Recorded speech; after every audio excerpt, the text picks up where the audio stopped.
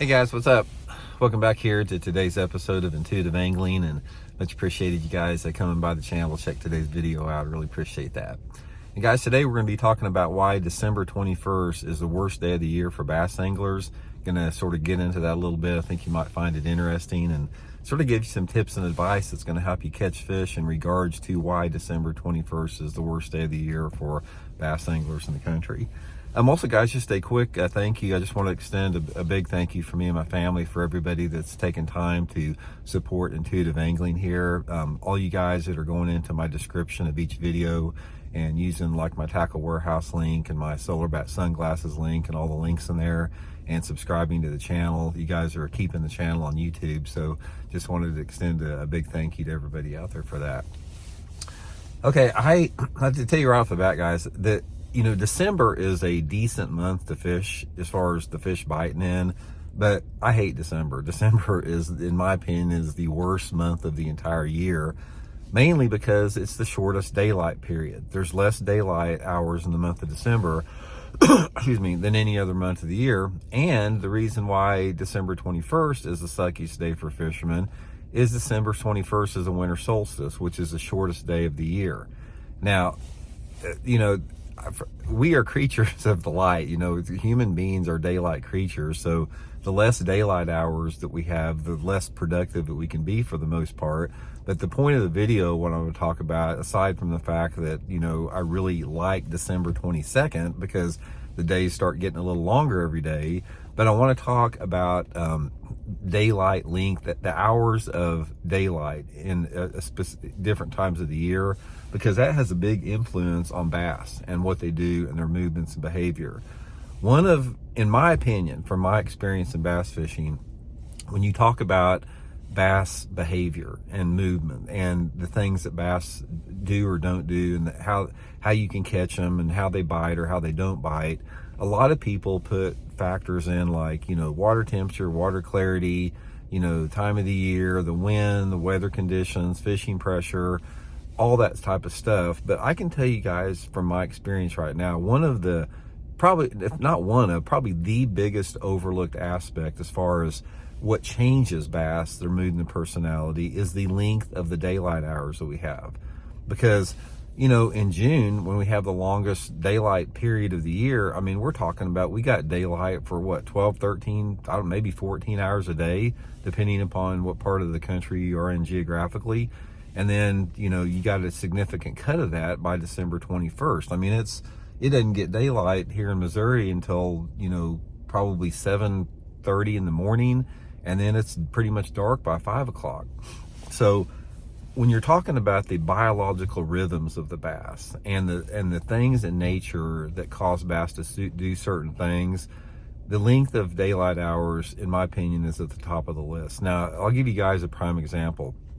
Is during the spawn, during the spring when the fish start spawning.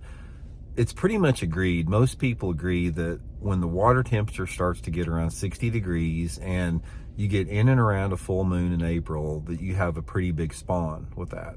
And there is a little bit of truth to that. But one of the things that I have found out is that regardless of the weather patterns that come through, it's like you could have a weather pattern where it's abnormally cold for a long time and the water temperatures are 5 degrees below normal, but again, it's still in that second part of April around a full moon, and the water temperatures are not conducive to spawning. They're under 60 degrees, yet you will still have a lot of bass spawning, even if the water temperature is cooler or warmer than what ideally it should be.